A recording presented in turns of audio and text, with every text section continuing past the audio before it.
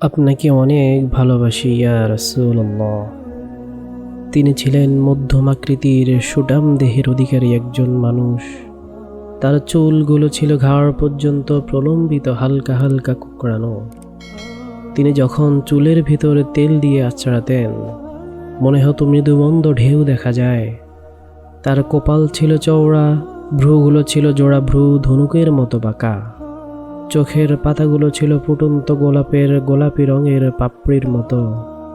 তিনি কখনো বা যখন চোখের পলক ফেলতেন, মনে হতো মৃদু মন্দ বাতাসে গোলাপ পাপড়ি যেন দোল খাচ্ছে। তার চোখের সাদা অংশ ছিল রক্তিমাভ সাদা, আর কালো অংশ ছিল কৃষ্ণ কালো। তার নাকটা ছিল খাড়া, আর নাকের ছিদ্রগুলো ছিল ছোট ছোট। নাকের নিচে ছিল সরু চিকন গোঁফ। গোঁফের নিচেই ছিল তার সেই গোলাপি রঙের ঠোঁট। তার ঠোঁটগুলো কখনো বা যখন মুচকি হাসত, গোটা পৃথিবীর মানুষ অবাক হয়ে দেখত, পুরো পৃথিবীতে যেন বিজলি চমকিয়েছে। তিনি কখনো বা যখন এই রাস্তা দিয়ে হেঁটে যেতেন, 1 মাস পরেও কখনো বা যখন কোনো সাহাবী হাঁটতেন, তার গায়ের জান্নাতি গন্ধ তারা পেতেন।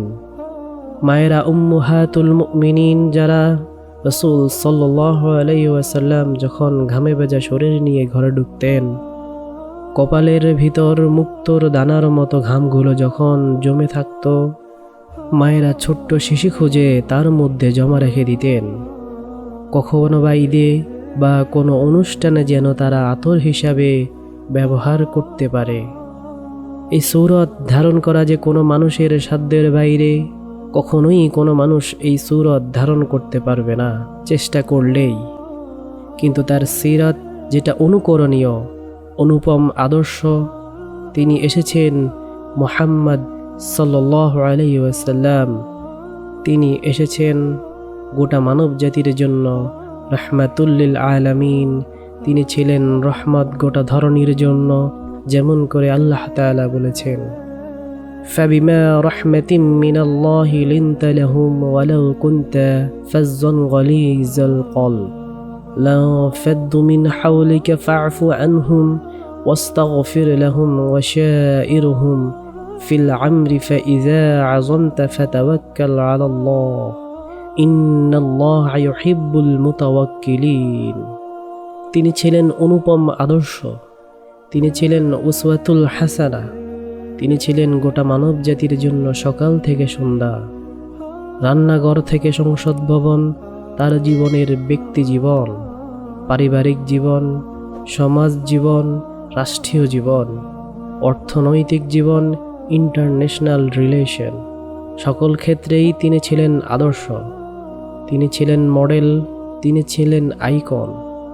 21 সূচনা লগ্ন দাঁড়িয়ে গোটা পৃথিবী যখন ঝঞ্ঝা আর বিক্ষুব্ধ, গোটা পৃথিবীর মানবতা যখন আজকে বুলুনবিত, আজকে যখন মুসলিম নয়, গোটা পৃথিবীর মানুষ যখন আজকে অপর মানুষের ভোটের নিচে পৃষ্ঠ হচ্ছে তার জীবন, আজকে যখন রক্তে রঞ্জিত হচ্ছে গোটা দেহ, সেই ফিলিস্তিনে যখন আজকে দুধু মরুভূমি, আজকে যখন আমার কিশোর ভাইরা রক্তে রঞ্জিত, সেই জিলাম নদীর পানি আজকে যখন স্বচ্ছ ফটিকের মতো আর নেই, কাশ্মীরের ভাইয়ের রক্তে যখন রঞ্জিত, পার্শ্ববর্তী আরাকানের সেই মুসলমানেরা উখিয়ার সেই টেকনাফের তাঁবুর নিচে যখন মানবেতর জীবন যাপন করছে, আজকে বারবার মনে পড়ে সেই নবীজির কথা।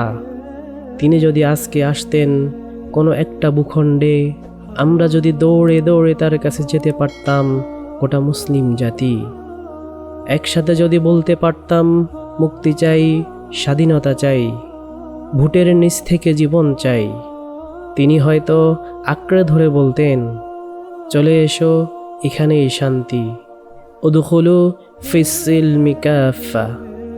তাহলেই তোমাদের জন্য রয়েছে প্রশান্তি, তাহলেই তোমাদের জন্য রয়েছে স্বাভাবিক মৃত্যুর গ্যারান্টি, তাহলেই কখনো আর ঝঞ্ঝা বিক্ষুব্ধ পৃথিবীতে বুক পেতে দিতে হবে না বুলেটের সামনে। পরিশেষে আমি একটি কথাই বলতে চাই, এই দুনিয়াতে এবং আখেরাতে সফল হতে হলে আমাদের হজরত মুহাম্মদ সাল্লাল্লাহু আলাইহি সাল্লাম এর অনুসরণ করতে হবে। তাহলেই আমরা দুনিয়ায় এবং আখিরাতে সফলকাম হতে পারবো। আল্লাহ তাআলা প্রত্যেক মুসলিম ভাই বোনদেরকে তাদের ঈমানি শক্তি বাড়িয়ে দেখ এবং রাসূল সাল্লাল্লাহু আলাইহি সাল্লাম যা আদেশ করেছেন এবং যা নিষেধ করেছেন তা যথাযথ পালন করার তৌফিক দান করুক। আমিন।